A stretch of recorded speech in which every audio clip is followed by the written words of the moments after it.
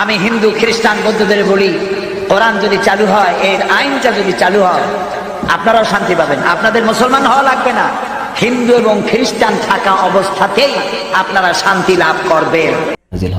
সুপ্রিয় দর্শক, আপনারা দেখছেন আমাদের চ্যানেল জান্নাতের পথ। আমরা ছড়িয়ে দিচ্ছি ইসলামের লুকিয়ে থাকা সৌন্দর্য, জ্ঞানের আলো আর হৃদয় জাগানো বার্তা। কিভাবে? প্রশ্ন ওঠে কিভাবে? কয়েকটা দৃষ্টান্ত দিব। একটি হচ্ছে সুদ, এটি পুঁজিবাদী শোষণের এক জঘন্যতম হাতিয়ার। সুদ আর যাকাত দুটির মধ্যে পার্থক্য হলো, যাকাত হলো বড় লোকদের কাছ থেকে নেওয়া, গরিবদের দেওয়া, এটা হলো যাকাত। আর সুদ হলো গরিবদের কাছ থেকে নেওয়া, ধনীদের দেওয়া। দুইটা কি একরকম? সুদী অর্থ ব্যবস্থা দিয়ে গরিবরা আরো গরিব হয়, ধনীরা আরো ধনী হয়, এটাই হলো সুদ। এখন আল্লাহ কি বলছেন? আল্লাহ তাআলা বলছেন ওয়াহাল্লাল্লাহুল বাইআ ওয়া হাররামার রিবা। আমি ব্যবসাকে করেছি হালাল, সুদকে করেছি হারাম। কে বলতেছেন? আল্লাহ তাআলা। এখন সুদ যদি বন্ধ করে দেওয়া হয়, সমস্ত ব্যাংক থেকে সুদগুলি বন্ধ হয়ে গেল, তাহলে উপকার পাবে শুধু মুসলমানে না হিন্দুরাও পাবে? পাবে কিনা? কিভাবে শোষণ করে সুদ দিয়ে? এই যে বিভিন্ন এনজিও আছেন আমাদের দেশে, ব্যাংকও আছে, এনজিও আছে, তারা সুদি কারবার করে। ব্যাংকে সুদ নেয় 17% থেকে 15% থেকে 17% হচ্ছে ব্যাংকের সুদ। আর এনজিওদের সুদ হচ্ছে 35 থেকে 45% তাদের সুদ। এই যে সুদ তারা নিল, ধরুন একজন গরিব মানুষ, সে হালের বলদ কেনার জন্য অথবা জমিনের সার আর বীজ কেনার জন্য ব্যাংক থেকে লোন নিয়েছে। লোন নিয়ে সে চাষাবাদ করলো, এরপরে দেখা গেল অনাবৃষ্টি অথবা অতিবৃষ্টির কারণে ফসল হলো না, ফসল হয় নাই। লোকটা তো ব্যাংকের কাছে ঋণী, এই ঋণ শোধ করবে কি দিয়া? ব্যাংক বৃষ্টি হয় নাই বলে, ফসল ভালো হয় নাই বলে ব্যাংকে তার সুদ মাফ করবে? করবে না। তখন গরিব লোকটা কি করবে? তার বইয়ের সোনার শেষ বালা, শেষ চুরি গাছা, মায়ের চুরি গাছা, হালের বলদ চোরা বিক্রি করে সুদের টাকা পরিশোধ করতে হবে, ঠিক কিনা? তাহলে গরিবের টাকা ব্যাংকে জমা হলো, ব্যাংকে টাকা রাখছিল কারা? কন্যা কেন? ধনীর টাকায় বরকত হইতে থাকলো, আর গরিব নিঃশেষ হতে হতে আরো নিঃশেষ হয়ে গেল। এখন ওয়াহাল্লাল্লাহুল বাইআ ওয়া হাররামার রিবা, আল্লাহ বলেছেন সুদকে হারাম করলাম, ব্যবসাকে করলাম হালাল। এখন সুদ যদি ব্যাংক থেকে বন্ধ হয়ে যায়, সমস্ত ব্যাংক থেকে, তাহলে উপকার হবে শুধু মুসলমানের না উপকার হবে কাফের, হিন্দু, খ্রিস্টান, বৌদ্ধ সকলের উপর? বলেন বলেন। এখন এই সুদ কিভাবে বন্ধ করবেন আপনারা? সুদ এর মধ্যে 70টি গুনাহ। 70 গুনাহ হলো নিজের মাকে, গর্ভধারিণী মাকে বিবাহ করা, ঘৃণার সাথে। বলেন নাউজুবিল্লাহ। এইটা যদি হয় ছোট্ট গুনাহ, 70টা গুনার ছোট্ট গুনাহ এই। বড় গুনাহটা কি? আমি হাদিস শরীফ খুঁজেছি, বড় গুনাহ হাদিসে পাইনি। খুঁজতে খুঁজতে কোরআন শরীফে পেয়ে গেছি বড় গুনাহটা কি। বড় গুনাহ হলো সূরা বাকারার মধ্যে আল্লাহ তাআলা বলেছেন সুদের অপকারিতা একটা রুকু ব্যাপী আলোচনা করে তারপরে শেষ দিকে গিয়ে আল্লাহ তাআলা বলেছেন ফাইন্নাম তাফআলু ফাযানু বিহারবিন মিনাল্লাহি ওয়া রাসূলিহি। এই সুদকে যদি ছেড়ে না দাও, তাহলে আল্লাহ এবং রাসূলের বিরুদ্ধে, আল্লাহ এবং রাসূলের পক্ষ থেকে যুদ্ধের ঘোষণা রইল। পারবা আল্লাহ এবং রাসূলের সাথে যুদ্ধ করতে? যারা জবাব দিলেন না তারা পারবে? আল্লাহর সাথে যুদ্ধ করবা?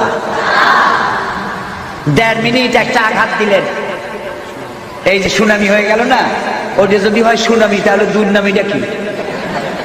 Thailand, Malaysia, Indonesia, Sri Lanka, Tamil Nadu, 1.5 মিনিটের এক ধাক্কায় 3.5 লক্ষ মানুষ দুনিয়া থেকে বিদায় হয়ে গেছে।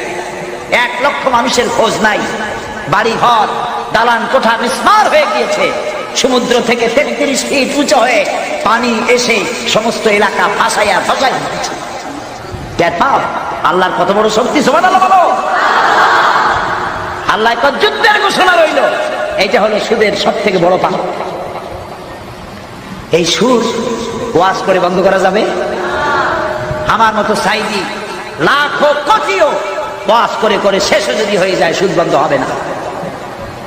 এদেশের আলেমেরা পীরেরা হাজার বছর ধরে ওয়াজ করেছেন, সুদের বিরুদ্ধে, সুদ বন্ধ হয় নাই। ওয়াজ করে যদি সুদ বন্ধ করা যেত, জেনা বন্ধ করা যেত, তাহলে রাসূলুল্লাহর চাইতে বড় ওয়াইজ আকাশের নিচে জমিনের উপরে আর নাই। তিনি ওয়াজ করে বন্ধ করতে পারতেন, ঠিক না ভাই? রাসূলুল্লাহ ওয়াজ করে বন্ধ করতে পারেন নাই। কি করে বন্ধ করছে? আইন করে বন্ধ করেছেন। কি করে বন্ধ করেছেন? আইন করে। সুতরাং ওয়াজ করে, তাফসীর করে সুদ, জেনা, মদ বন্ধ করা যাবে না। বলতে পারেন তাহলে আপনি এত চিল্লেন কেন? বলতে পারেন আমি চিল্লাই মোটিভেশন করার জন্য, আপনাদের ব্রেন ওয়াশ করার জন্য। আলহামদুলিল্লাহ, ঠিক, ব্রেন ওয়াশ হবে ইনশাআল্লাহ। বলেন ইনশাআল্লাহ। কিভাবে হবে? সুদ বন্ধ হওয়ার জন্য, জেনা, মদ বন্ধ হওয়ার জন্য একটা জায়গা আছে বাংলাদেশে। জায়গাটার নাম কি? মাশাআল্লাহ, আপনাদেরকে 100% দিয়ে দিলাম। পার্লামেন্ট। পার্লামেন্টে কেমনি বন্ধ হবে? এই যে পলিথিন বন্ধ হয়েছে না, পলিথিন বন্ধ হইলো কেমনে? সাতকানিয়ার মৌলানা সাহেবরা ওয়াজ করছে যে আপনারা পলিথিন ব্যবহার করবেন না, এটা কবিরা গুনাহ। পলিথিন ব্যবহার করলে কিয়ামতে 7 দিন দোজখে থাকবে, এরকম বলছে? বলেন। পার্লামেন্টে বিল উঠছে, পলিথিন একটা সর্বনাশী জিনিস। এটা মাটির মধ্যে দিলে মাটিতে এটা পচে না, মাটির উর্বরা ক্ষমতা নষ্ট করে দেয়, ফসল নষ্ট করে। সুতরাং এটা নিষিদ্ধ ঘোষণা করা হোক। এটা বলার পর পার্লামেন্টে কণ্ঠভোটে পাস হয়ে গেল। পরের দিন থেকে পলিথিন নিষিদ্ধ ঘোষিত হয়ে গেল। পলিথিনের উৎপাদন, বিপণন সব দণ্ডনীয় অপরাধ হয়ে গেছে না বন্ধু? এখন দেখেন পার্লামেন্টে এই আইন পাস করার জন্য, সুদ বিরোধী আইন পাস করার জন্য শাহজাহান সাহেবের মতো লোক লাগবে। যারা সুদের ব্যবসা করে ওরা পারবে না। যারা সুদ খায়, সুদী ব্যাংকের সাথে লেনদেন করে, তাদের কাজ এটা নয়। সুদকে যারা মাকে বিবাহ করার মতো গুনাহ মনে করে, সেই রকমের লোক 2/3 মেজরিটি হতে হবে পার্লামেন্টে। কার মতো? শাহজাহান চৌধুরী সাহেবের মতো লোক বেশি হইতে হবে।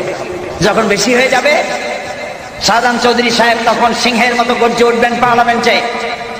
সুদকে আল্লাহ তাআলা হারাম করেছেন, সুতরাং এটি হচ্ছে মায়ের সাথে গর্ভধারিণী মাকে বিবাহ করার মতো গুনাহ।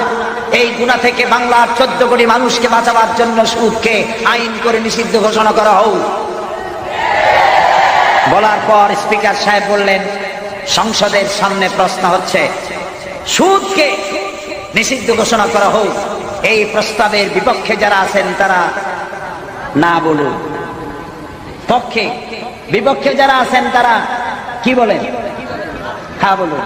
তো বিপক্ষে যারা আছে, অর্থাৎ সুদ চালু থাকুক, এটা যারা চাইবে তাদের সংখ্যা কম থাকবে, কারণ শাহজাহান সাহেবরা তখন বেশি হবে ইনশাআল্লাহ।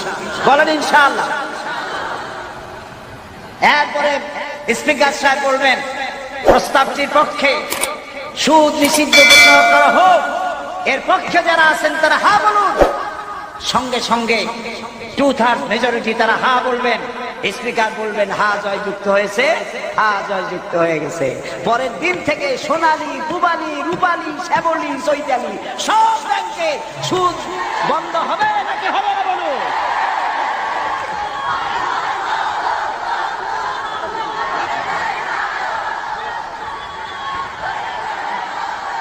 প্রিয় ভাই সব, এইভাবে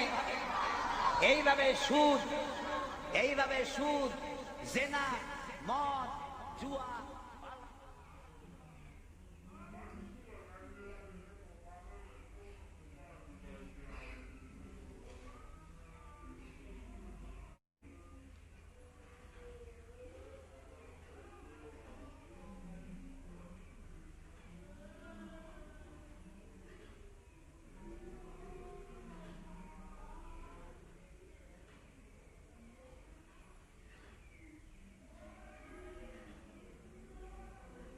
সম্মানিত দর্শক, যে আগুন সাইদি সাহেব জ্বালিয়ে গিয়েছিলেন তা কিন্তু নিভে যায়নি।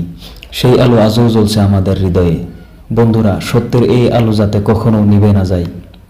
সুপ্রিয় দর্শক, আপনাদের যদি আমাদের চ্যানেলের ভিডিওগুলো ভালো লাগে তাহলে একটি লাইক দিন, শেয়ার করুন, হলে সাবস্ক্রাইব করে আমাদের পাশেই থাকুন।